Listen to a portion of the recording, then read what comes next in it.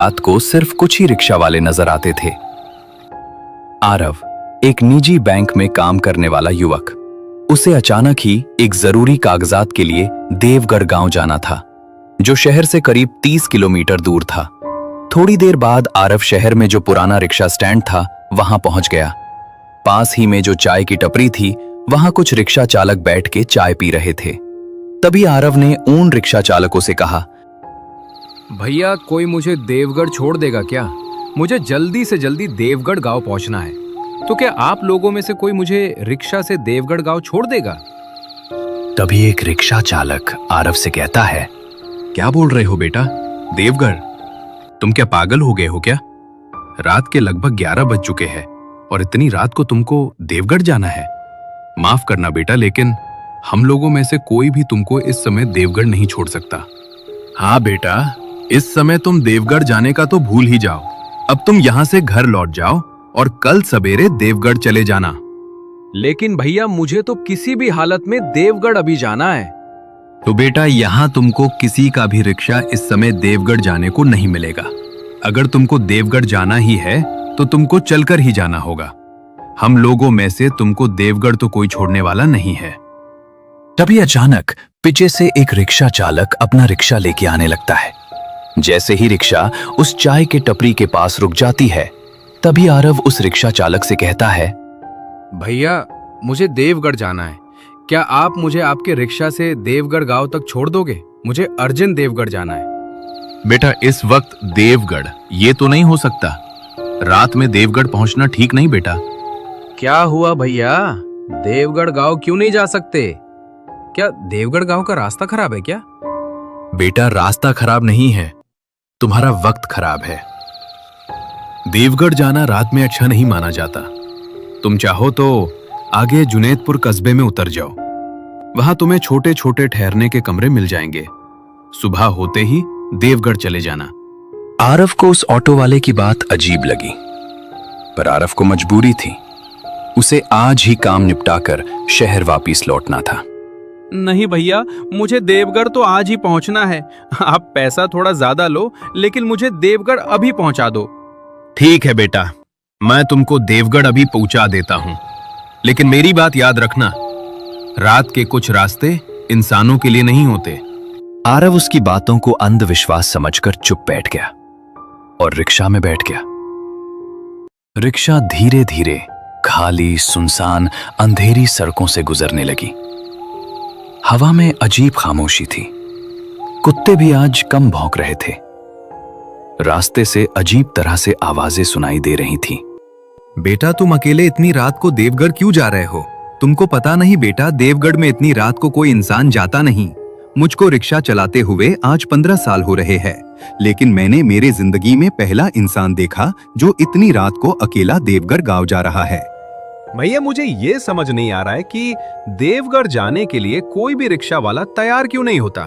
ऐसा क्या है उस देवगढ़ गांव में? बेटा, वो तो मुझे भी पता नहीं कि देवगढ़ में क्या है, लेकिन लोग कहते हैं कि रात को देवगढ़ गांव जाना मौत को दावत देने जैसा है। करीब आधे घंटे के बाद रिक्शा जुनैदपुर पहुंच गया। रिक्शा रुक जाता है। बेटा, मैं आखिरी बार तुमको कह रहा हूं, यहीं जुनैदपुर उतर जाओ। यहाँ तुमको सामने ही 500 मीटर दूर ही एक छोटा सा कस्बा मिल जाएगा। वहां तुमको रात भर रहने के लिए कमरा मिल जाएगा और सुबह तुम देवगढ़ निकल जाना। नहीं भैया, मुझे अभी देवगढ़ पहुंचना है। आप मुझे अभी देवगढ़ गांव छोड़ दीजिए। आप मेरी चिंता मत कीजिए। ठीक है बेटा, लेकिन आगे जंगल वाला रास्ता पड़ेगा। मैं देवगढ़ गांव के दरवाजे तक नहीं जाऊंगा, वहां से तुमको चलकर ही जाना होगा। ठीक है भैया, मुझे देवगढ़ गांव के पास तक छोड़ दो, मैं वहां से चलकर चला जाऊंगा।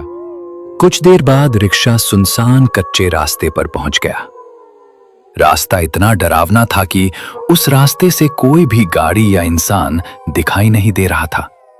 रात के ठीक 12 बज चुके थे। इधर उधर से उल्लुओं की, जंगली जानवरों की आवाजें आ रही थीं। ऐसा लग रहा था कि रिक्शा के आगे कोई उनको बुला रहा हो। थोड़ी ही देर बाद रिक्शा देवगढ़ गांव के नजदीक पहुंच जाता है। बस बेटा, मैं इससे आगे नहीं जा सकता। यहां से देवगढ़ गांव पास में ही है, आधा किलोमीटर। भगवान तुम्हारा भला करे बेटा, तुम अच्छे से देवगढ़ गांव पहुंच जाओ। रिक्शा वाले ने तुरंत अपना रिक्शा घुमाया और वापस लौटने लगा। आरव उसे आवाज देता रहा, पर उसने पीछे मुड़कर नहीं देखा। अब आरव अकेला था। रास्ते के दोनों तरफ ऊंचे ऊंचे पेड़ थे। हवा उनकी शाखाओं को हिलाकर एक भयानक फुसफुसाहट पैदा कर रही थी। आरव ने अपना बैग ठीक किया और आगे बढ़ा। कुछ कदम चलने पर उसे एक टूटी चाय की दुकान दिखी। दुकान बिल्कुल सुनसान थी। उस दुकान के पास कोई नहीं था, सिर्फ एक लालटेन के और एक लकड़ी का बेंच था। थकावट से टूट चुका आरव उसी पर लेट गया। करीब 20 मिनट बाद आरव को किसी के चलने की आवाज आई। आरव चौकन्ना होकर खड़ा हो गया। तभी सामने से एक लंबा, दुबला, पतला आदमी, काले कपड़े, कंधे पर फटा कंबल धीरे धीरे आगे आ रहा था। भैया रुकिए, क्या आप देवगढ़ जा रहे हो? क्या हुआ? तुम मुझे ऐसा क्यों बोल रहे हो?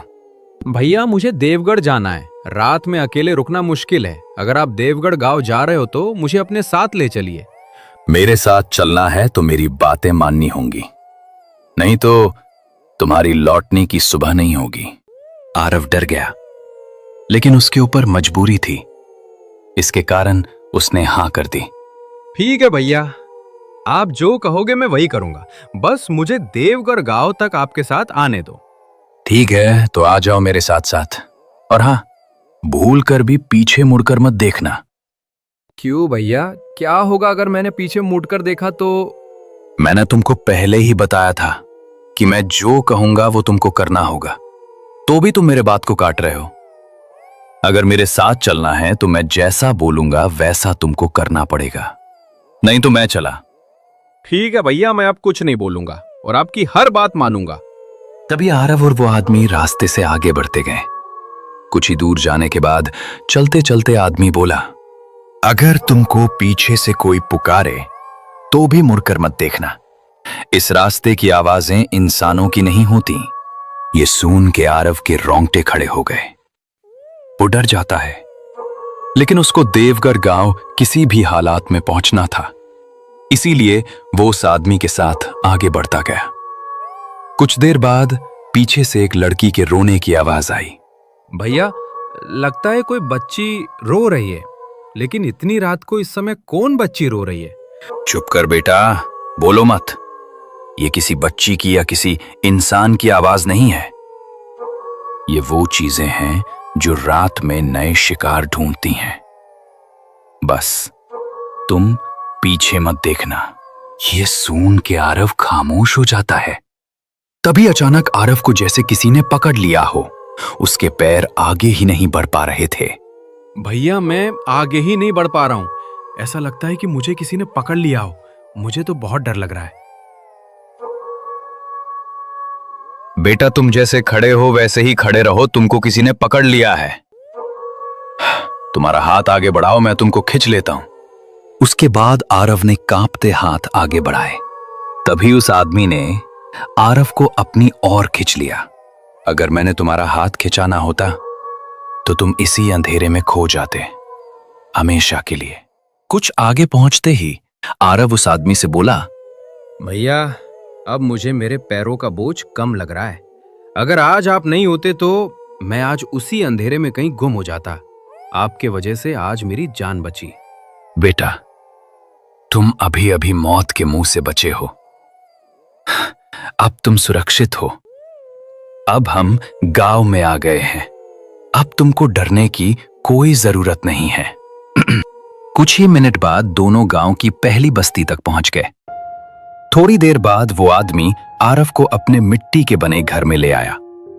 सुनो जी, आज फिर रात में आप उस भयानक डरावने रास्ते पे निकल गए थे। मैंने आपको कितनी बार कहा है कि रात को उस रास्ते से मत आया करो, लेकिन आप मेरी बात सुनते कहाँ हो? अरे वो विमला, डरता नहीं मैं किसी से। और इस शहर वाले लड़के को आज मैंने भूत के चंगुल से बचा कर लाया हूं। और तुम कह रही हो कि इतनी रात को बाहर क्यों जाते हो? क्या इस गांव वाले रात को बाहर नहीं जाते? नहीं बेटा, इस गांव के लोग रात को कभी बाहर नहीं निकलते। देवगढ़ गांव के बाहर रात में आत्माओं का पहरा होता है। रात इस गांव से बाहर जो गया वापस कभी नहीं लौट आया। तो आप आज इतनी रात को कहां से आ रहे थे? और अभी आपने कहा कि इस गांव के लोग रात को बाहर